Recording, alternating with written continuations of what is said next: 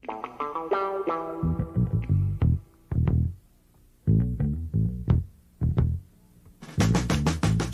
told me on his dying day, give up your heart, but don't you lose your head.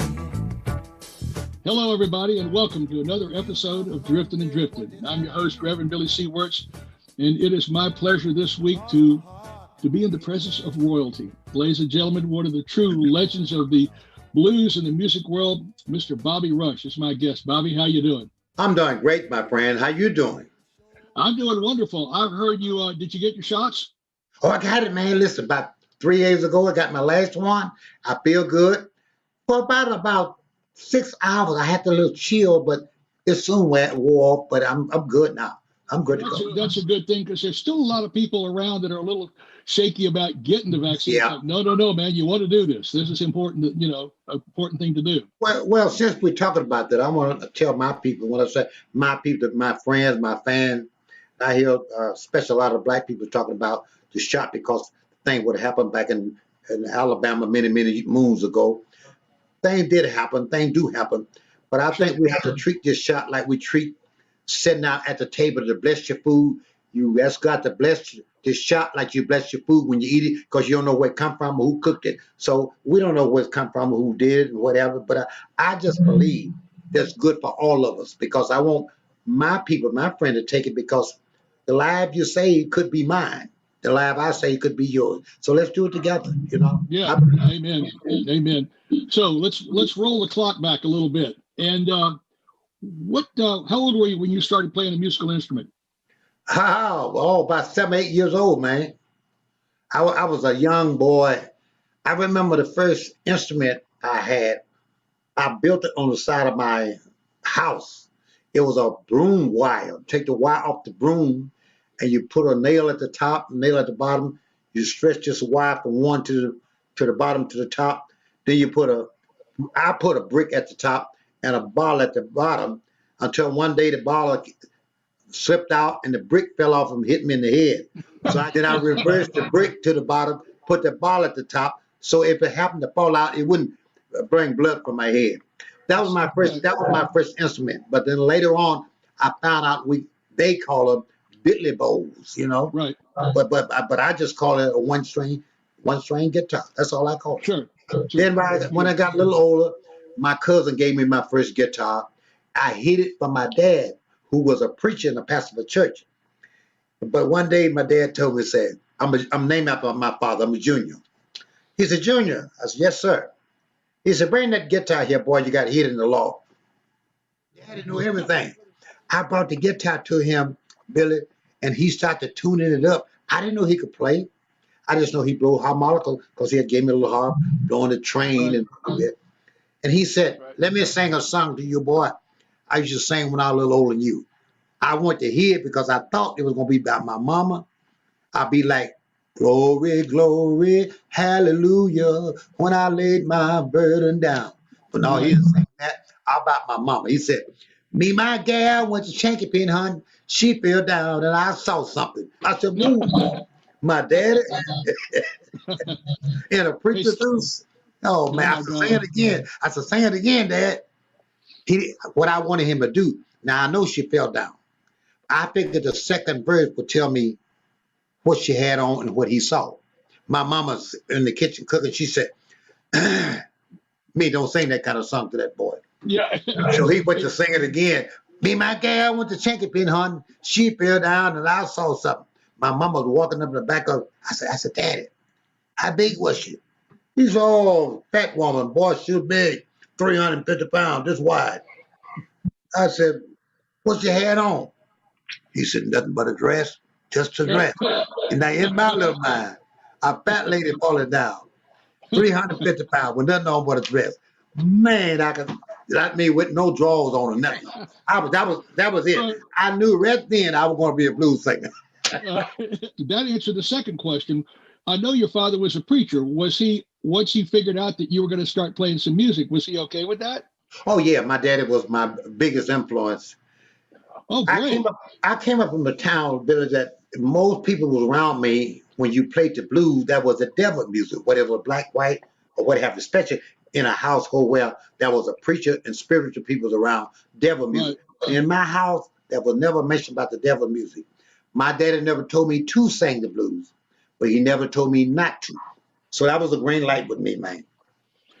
A lot of your songs have a lot of earthy farm type humor, country humor on there, which is it's funny because you're like singing blues, but it's very almost like, like I said, very country type. Were you raised then on a farm in that kind of Oh environment? yeah, when you use the word a lot of my songs, man, all of my songs, yeah, most of my songs got some true life to it, and some things that I lived and saw and done. And I tell the truth about most of my songs. I said about the Hmm. most of my songs.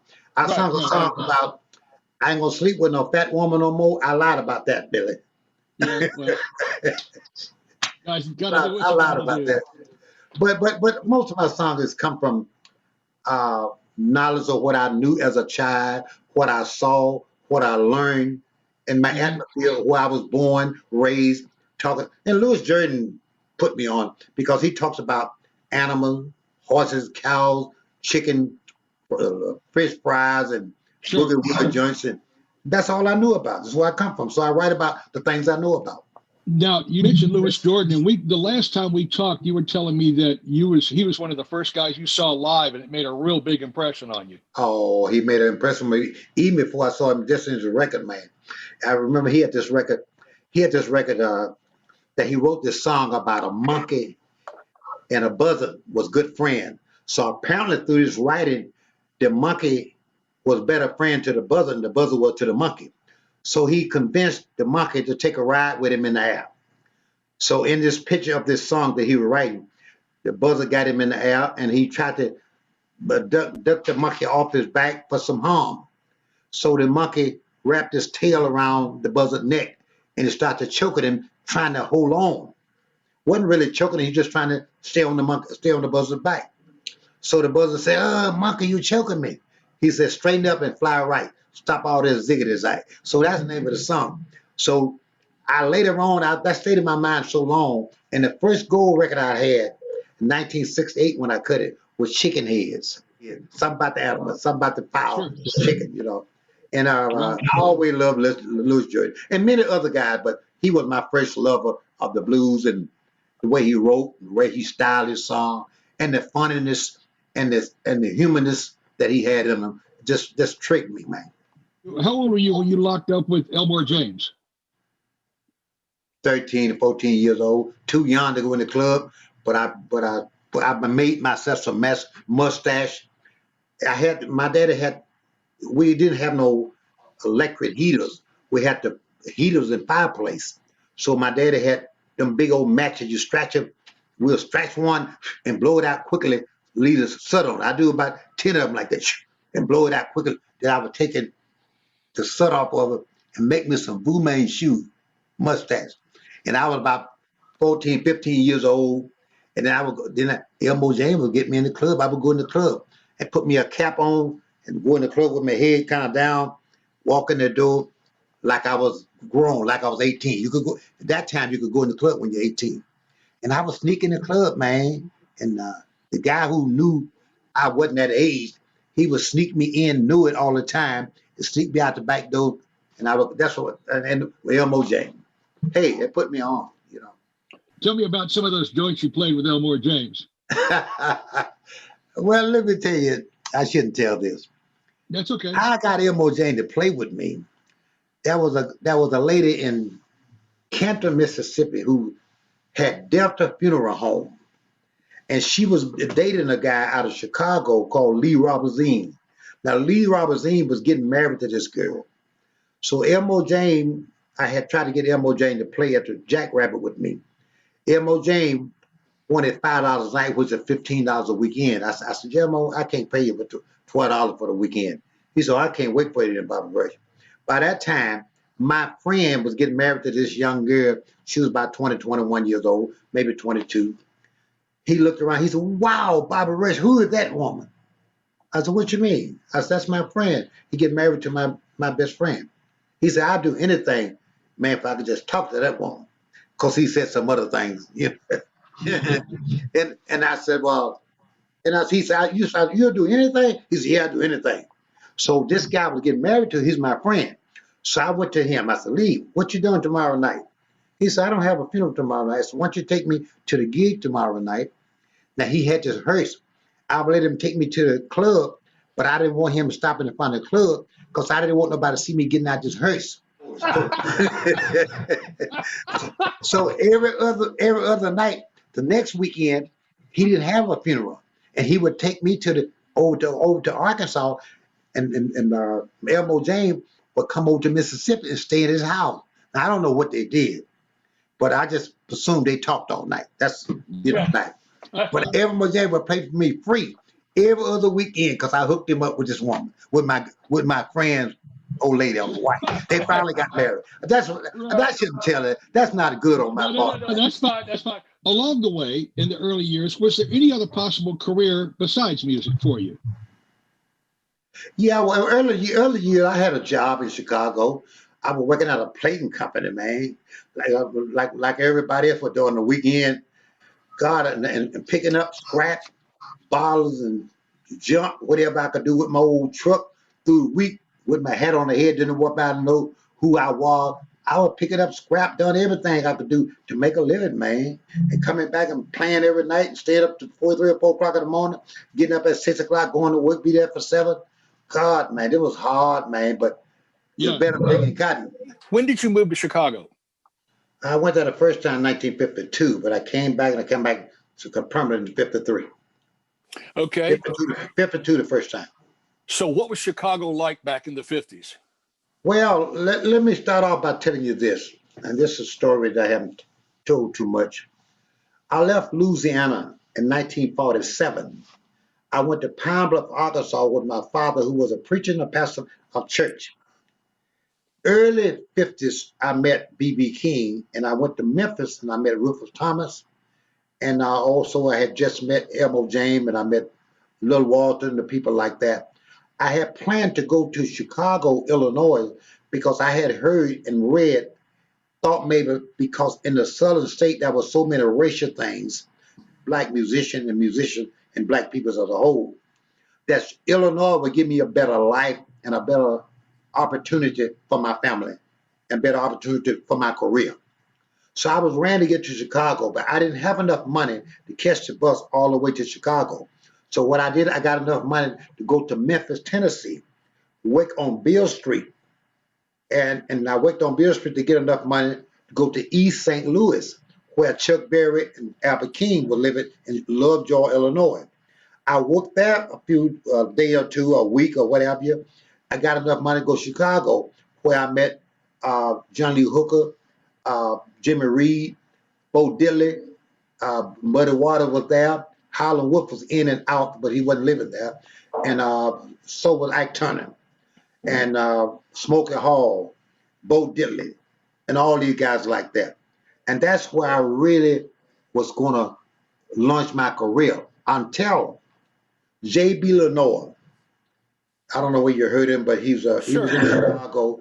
J.B. Lenoir said, Bobby Rush, I got a job that I can't work, but I'm going to give it to you. It pay you $7 a night.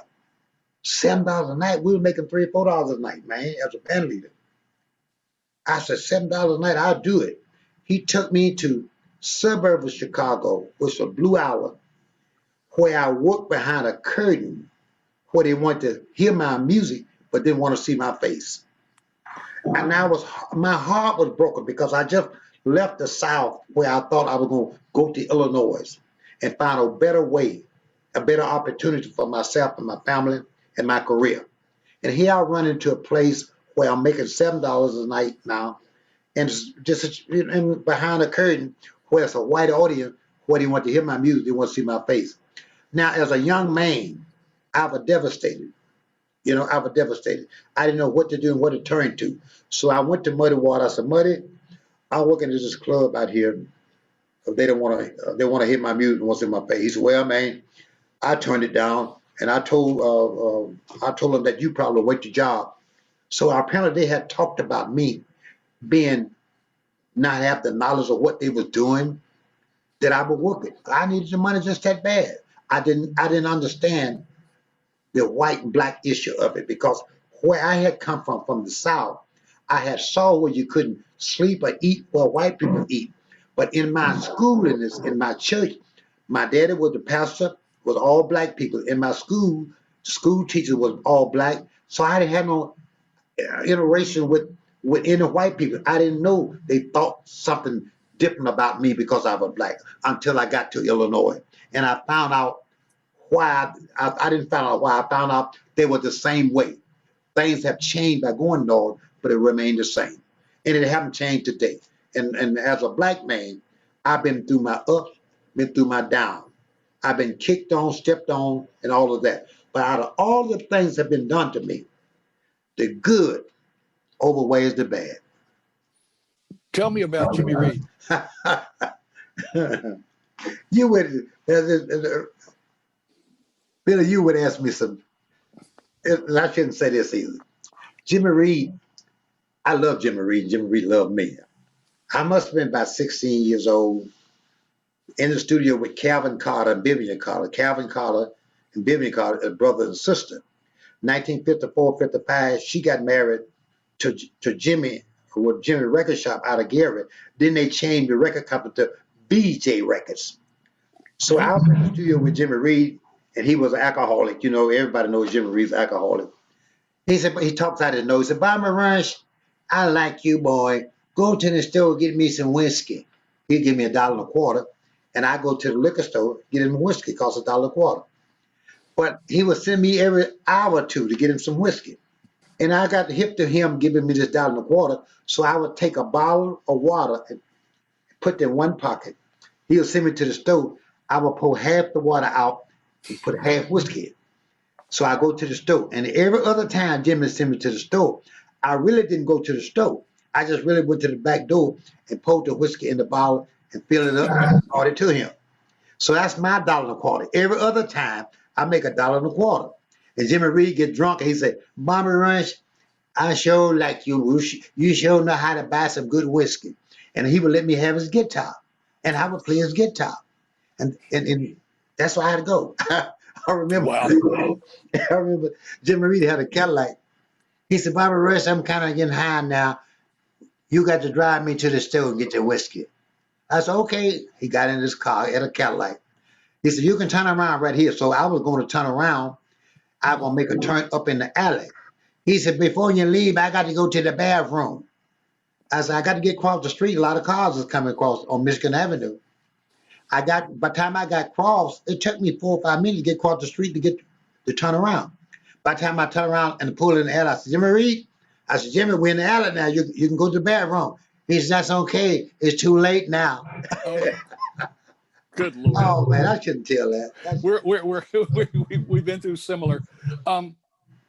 Was there anybody in Chicago that was like a big star locally that never quite made it outside that city limits that you looked at and went, I wonder why he never, gelled on a national basis?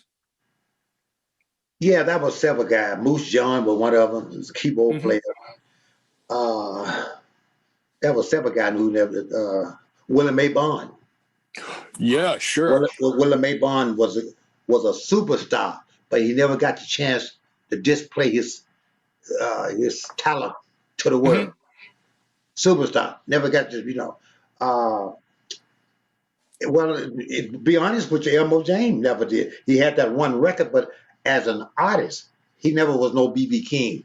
But man, he was a hell of a slide player. He had a cousin. He had a cousin called Boyd Gilmore, first cousin, 2 sisters, children, and he said he taught Elmo all everything and he was a hell of a player. Boyd Gilmore was his name. Man, he was a player of a player, And then Hound Dog Taylor, who could beat Hound Dog Taylor playing the slide, man? Never got off the ground, How about that? And I can name you many others, One of my folks on Facebook, Robert Hawks, said, ask him about Big Bill Hill's Red Hot and Blues TV program. Bill Hill.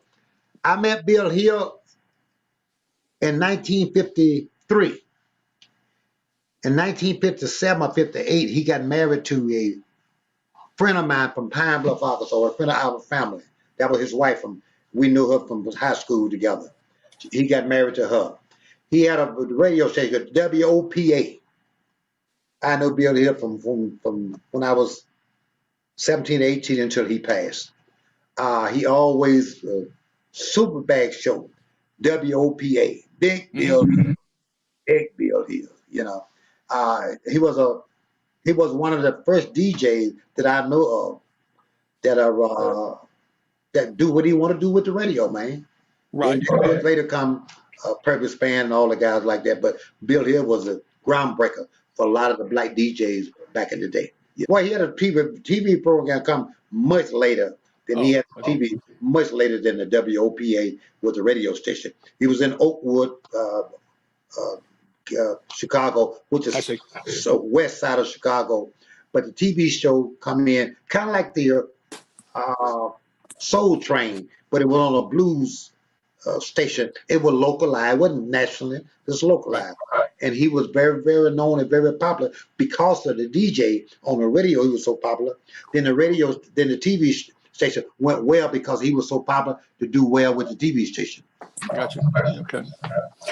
What was the first song you ever wrote? I guess the first song I ever wrote was Sock It To Me Boogaloo. I guess that's the first song. Sock It To Me Boogaloo. Otherwise, you can sock it to me and boogaloo at the same time. Sock It To Me Boogaloo. They're like kiss me and make love to me too. Yeah. For some reason, when I hear your music, I hear Joe Tex. Was he influenced? Okay. I think Joe Tex, I don't know whether he would influence me so much as an artist, but the joke and the thing that Joe Tex did on the stage with the microphone was so jokey to me, was so funny. And you guys understand that I'm a stand-up comedian. Mm-hmm. That's what I was doing. I was a stand-up comedian, you know. And I remember I went to get a job one time, and Red Fox got me this job on the west side. He said, Bobby Rush, I got a guy on the west side, I want you to play for him, but he's a good fan of yours. He liked the way you tell jokes. I would go on the stage and I would tell jokes for 2 or 3 minutes, and then I would play. And I was known for this stand-up comedian. So he called me and one of his aides, Bobby Rush. He said, I'm going to give you this job. I had Freddie King on guitar and a little 3-piece band. He said, but if you could make me laugh, you got a job. The guy told me, when he called me back, he said, Bobby Rush, this man's hard to laugh. So I told him, I said, listen, I'll tell you what. I went to this girl's house one night, and she didn't know I was coming. When I walked in the door, and I stood behind her door, because her door was open. When she walked in, I said, boo! She said, oh, Bobby Rush, you almost scared my panties off. I said, boo, boo, boo, boo. And he laughed. and that got me in the door, man. So from there on, I was like this stand-up comedian. I remember I went to Rock Island myself, Ike Turner. In 1957, I got a job. Rock Island, Illinois. I got a job, and the guy was paying me $12 a night as a band leader. But he needed a MC and a comedian. I said, I got the man for you. And I've hired a guy that I knew, is called Pretty Bob. Pretty Bob said, yeah, I can go. But on a Thursday night, he called me and said, I can't go tomorrow, which was coming up Friday. I said, oh, God, what am I going to do? Because they're paying this guy $20. And I was getting $5 of that money, give him $15. And I called him, I said, okay, I got it. So I went into the store and got me some overall. I went and I didn't wear no mustache then. And I bought me some Sumain shoe mustache and stuck them on, glued them on my face, and put me a hat on. And I dressed real well with my tie on. Then I put this big oversuit over the clothes. And I went in at the Tramp. I said, I got a good comedian. He said, who you got? I said, he called a Tramp. He costs $20 a night. But he's good. The man trusts my word. So I would go on the stage at the Tramp and tell jokes. Then I said, ladies and gentlemen, now it's start time. Ladies and gentlemen, Bobby Rush. I would step behind the curtain, pull the mustache off, pull the coat off, and step back on the stage. I'm already dressed up under there. And I worked like that for about 4 or 5 weeks before I thought he knew it. But one day he called me in. He said, Bobby Rush, he said, man, you sure can lie. I said, what you mean? Thomas was his name. He said, hey man, what about the other guy I've been paying you all the time? I said, hey man, you bust me. He said, you damn right I bust you. He said, I should fire you. He said, but you're good. I'm going to keep you. So he kept me paying me too money. And the people didn't know one from other, I thought. So about 2 weeks later, I said, man, I'm coming out money this cover. I'm going to let people know I'm the comedian and I'm Bobby Rush. So I started to let the people know I was who I was as a comedian and Bobby Rush. And a lot of ladies said, hey, Bobby Rush, I like it I like it better when you thought you was fooling us. They knew it too. I guess I was good, man. You know. I noticed looking at just Wikipedia and the list of albums that you have out, and you are a prolific songwriter. Do you carry a notebook with you? Do you carry a tape recorder? I mean, you write song after song after song. I mean, you're still writing. I should carry a notebook with me, but I write on toilet tissue, write on everything I can pick up to write on, man. I write everything down, get back home, try to sort out what I said and what I didn't say, what I should have said, and the whole bit. And most of the time, songs come to you when you don't have a pencil or paper, you know. But I write all the time, and I've been blessed now. Billy, this is my 397 record. And I have 79 CDs.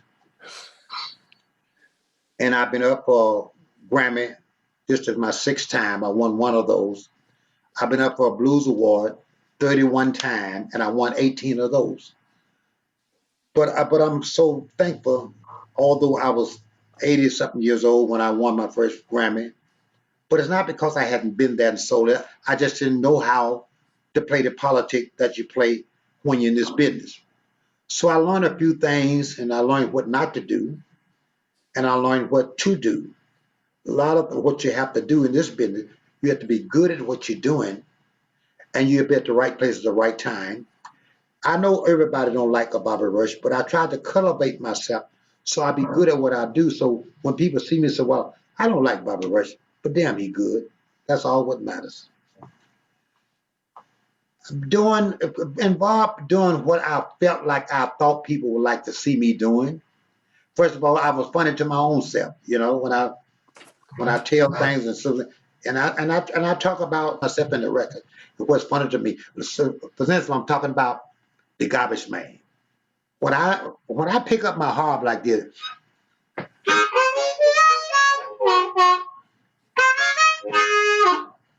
have you ever been mistreated by someone you shouldn't have loved? Have you ever been mistreated by someone you shouldn't have loved?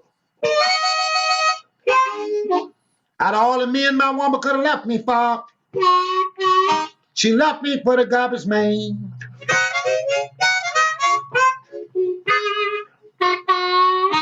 If I ever get my woman to come back home, I'm gonna buy myself a garbage truck.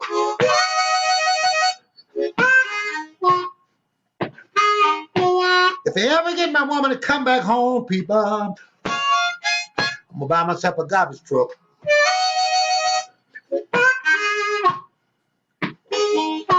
When my garbage can't get full, I'm gonna take it and dump it way, way, way out in the woods.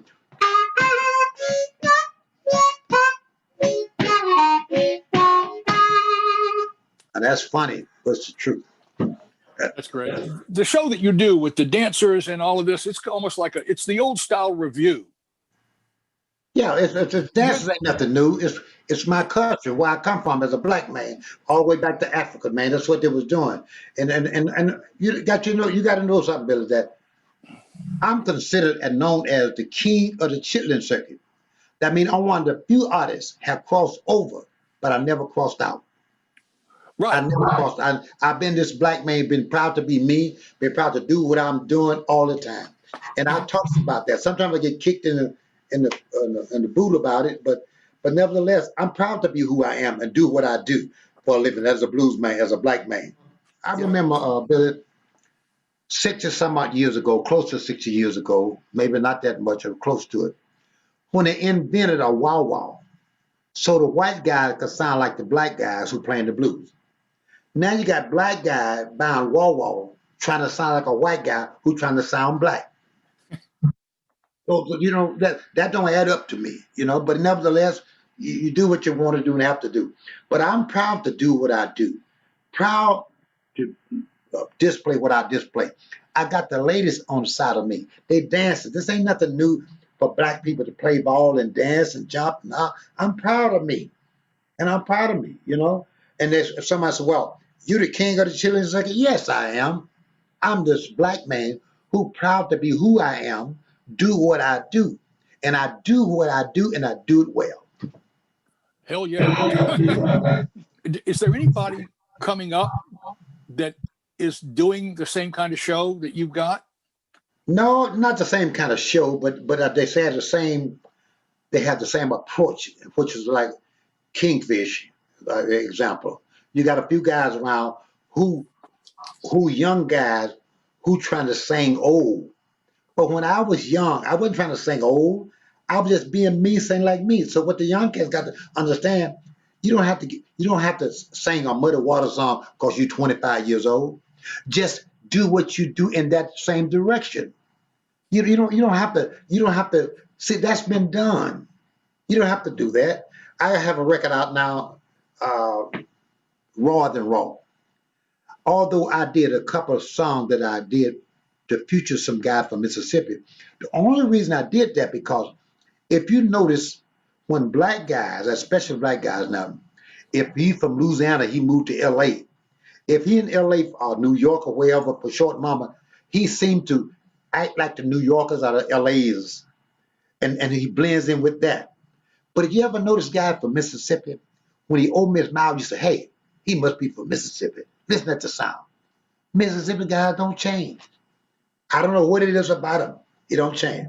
Muddy Water, because when he got to Chicago, he didn't try to act like somebody in Chicago or from Chicago. Whoa, yeah, my baby loves me. Well, that's what kind of thing. And then the guy who left Louisiana went to New York. After a while, when he went to New York, the first 10 years he was there, it was New York. After he was there for the next one, he was New York. So he want to act like the New Yorkers, You are the king of the Chitlin circuit, but you are also the ambassador of the blues. Tell us a little bit about what it was like for a country fellow like yourself to find himself in China, to find himself in Iraq, playing the music of his culture and the music of his people. That must let me tell you this. I haven't told this on but one other interview. And I said, when I went to China, a guy called me and said, Bobby Rush, we need somebody to represent the U.S. and the blues side from U.S. He's not paying very much money, but here's the deal. I said, I'll tell you what, before you talk about the money, you tell them that I play free, more or less free, just transportation. If they give me one thing I ask for, what is it? I said, a right to my videos. They didn't know where I was coming from. So I got there on a Monday night. I had about, I think it was 3 or 4 reporters there meet me at the airport. By Tuesday night, they fell in love with my conversation, what I said, what I was there for. By Wednesday night, I had 120 reporters and newspapers and TVs and radios. By Friday night, I must have had the whole country. By Saturday, I had almost 50,000 people there with tickets, buying tickets because of me at $100-something a ticket. So I generate this thing like a Muhammad Ali, like I'm gonna knock you out. I generate the thing, but I was trying to get the promotion people, the TVs, everything on my side. So they had Bobby Rush, Bobby Rush, and that's what they was talking about. And they fell in love with me and embraced me, and that's something China people don't do. They don't embrace. They take a bow to you, but they embrace me as one of them. I was a blessed man, but they didn't know that. Now I went there and I had a cameraman to do all this footage on me, and I owned the footage of it. Tell me about Iraq. I went there to do for the soldier because I always want to do some things for the soldiers because I have so much respect for soldiers from all points of whether in the Army, Navy, or whatever the branch you're in. I have so much respect for the guys who fight and protect us, and for me personally, and so I can have my freedom. I want to go and give something back. I went for no money, although little money involved, but everything I got, I donated back to my band so they could get some money, and I wouldn't accept any pay for it because I want to serve the people who have served me. I want to give back. That was my way of giving back. And I have never told this on an interview what I've done because there wasn't no money for me. It was my way of saying thank you for what you did for me and my country. I had several people on Facebook say, I was there. Oh, God. And say he went and you shook hands Yeah. and talked to every single person that came within your range. You know, Yeah. that's a big deal. Yeah, I remember that night, the second time I was there, we had this big ordeal come in, and then we had to go to the bunker. They taken me to a bunker. That night, I think it was 20, 30 people who got, long story. And the people came back in 30 minutes later like nothing happened. We didn't know till the next morning what really had happened. God, what? And my hat was really off to the soldier because although they knew what went on and what was going on, but they came back into the hall where we was having this dance like nothing ever happened. And just a few minutes ago, 20, 30, 40 people was shot down outside. God, we didn't know it till the next day. God. You and I got to know each other. Actually, we shared a dressing room together in Pensacola one time, but I'm sure you probably won't remember that. But we got to know each other on the blues cruise. Yeah. Tell me about That's when I really got into you, man. Well, tell me about the blues. And the same, we sat up there and talked one night about gospel music and rhythm and blues and everything from race to, the music business and some of we talked about Don Roby and the Chess Brothers and all those great characters out of the past. Tell me about the Blues Cruise and what it has done for you career-wise and the special kind of a environment that it brings. Well, the Blues Cruise have did to me what it have did to many other guys like myself. Roger have, even before the Blues Cruise, Roger have been my friend, my boss, and my mentor, and everything you want to name of my life. He's been a part of that. He's such a fan of blues and the people who do the music. He made a big difference in my life by giving me a chance to come in and display what I do with my crossover with the girls and the whole bit. Because my show is different from everybody on the show. Someone may look at it and say, "Ooh," but I'm being me. I'm just me. And I go down in history being me and being something different. Because good don't matter, but good and different do. I can relate. Everybody good, but everybody good and different, And that remind me that's why I'm doing this show with you today, because you're good and you're different. This is a different kind of interview. You're talking things you talk about, the thing you follow me. Whoever would come up with the Reverend Billy? Come on, you come on, man. You're a thinker, man. You asked me about some things about me. What about you? You the same. You're an entertainer, man. This is your world. And then I see you get up and you go to in the church and you do some funerals and things. We don't want to get into that name, but I saw you in a different setting, different thing. You always comes out smelling good because you wear all these hats, man. And that's talent. That's the Billy Wright. What's something about you that people would be surprised to know? Probably that out of all the things that I do, I'm a biblical study. I'm involved with a jail minister for 30-some odd years. And I go into jail talking about mistakes. I don't ever sing or play in the jail. I pull my harmonica out like this, but I don't ever play it. I talk about mistake because the people in jail make a mistake, and the people out of jail, people like myself, who's out of jail, I still make mistakes. I say that because a man, a woman can live a long time without food or water, but you can't live long without hope. So when you go in jail, you make a mistake. If you know you're making a mistake, you can correct yourself. But if you don't know you're making a mistake, you can't correct yourself. Because the Bible teaches me a man will do wrong so long till he think he right. If you think you're right and you're wrong, you're in trouble. But when you know you're wrong, you like David. I like Bobby Rush. And you can straighten it up when you get ready, because you know you're wrong. But when you're wrong and think you're right, you're in trouble. And that's what I talk about when I go to the jails and talk about them through me, because the only reason I'm not what they is, I haven't been caught, not because I haven't did it. You're coming up on 87 years old. Do you have a particular regimen that you follow diet-wise? Do you have an exercise program? Do you do martial arts? Any of the above? I have uh, I have something that I don't talk about too much because I'm in the nightclubs and partying and what have you. But everybody know I had a beer in 1957. I had three with Muddy Waters. I haven't had one before or since. Three beers, only drink I ever had in my life. I never smoked a cigarette, never got high, never smoked a reefer, don't do no cocaine, do nothing. I do a whole lot of other things that I ain't got no business doing, but that ain't one of them, you know. Still like to look at big leg ladies. I didn't say I do anything to them. I just look at them, you know. Hey, but that ain't right either, you know. I'm not this guy. I'm not this too good as you guy. I haven't did anything wrong. I got so much wrong with me. I can't talk about anyone else. But drinking haven't been one of them.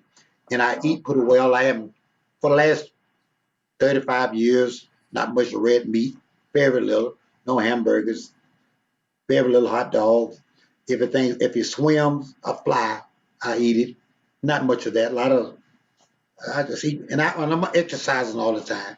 Not just for health reasons. Just I'm just active. Yeah, I do a lot of things. A lot of job, you know. I'm going out tonight when I leave here, and see the moon shining, see can I jump over it.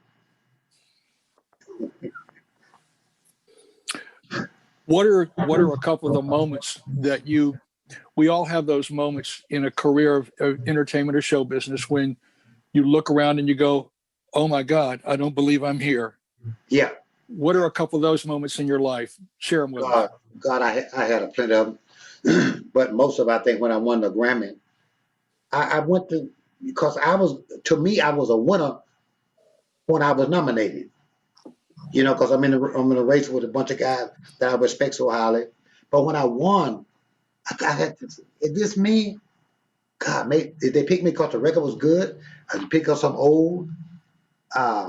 Someone said, "Well, Bobby Rush, you're gonna win the Grammy now. We're gonna look for you, put you on the stamp." I said, "No, don't put me on the stamp, because everybody I know who got on the stamp is dead and gone. So I don't want no stamp.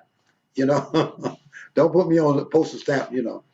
But I think that's been a lot of time that's been close call I've thought in my life.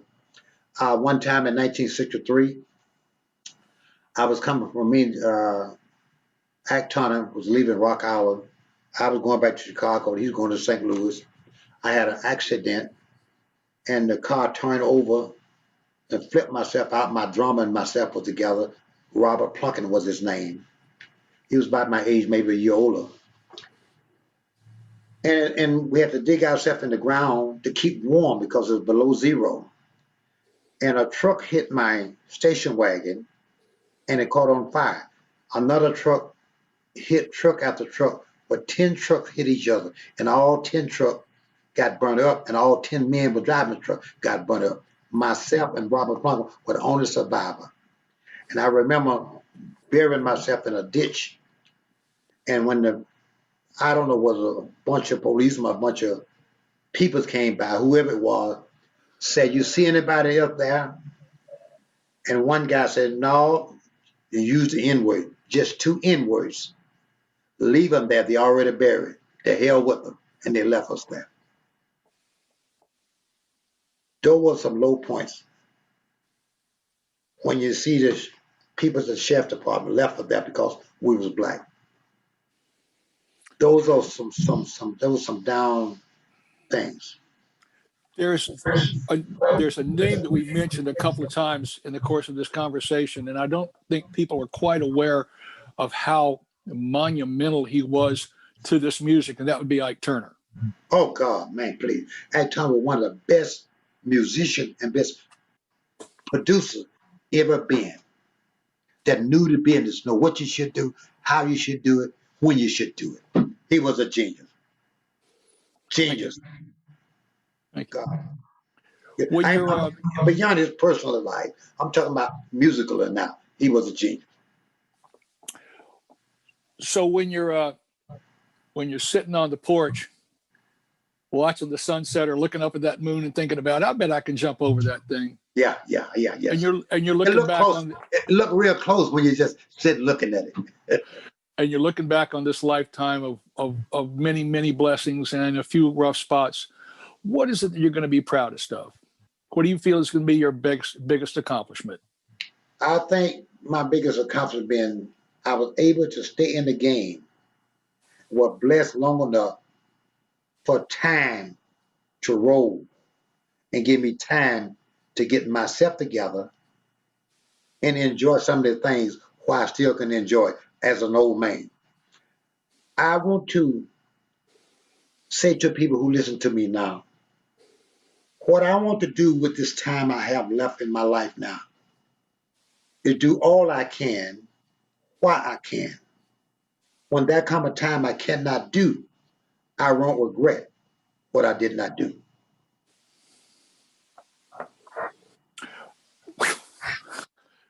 Tell us about the new book. The new book called I Ain't Studying You.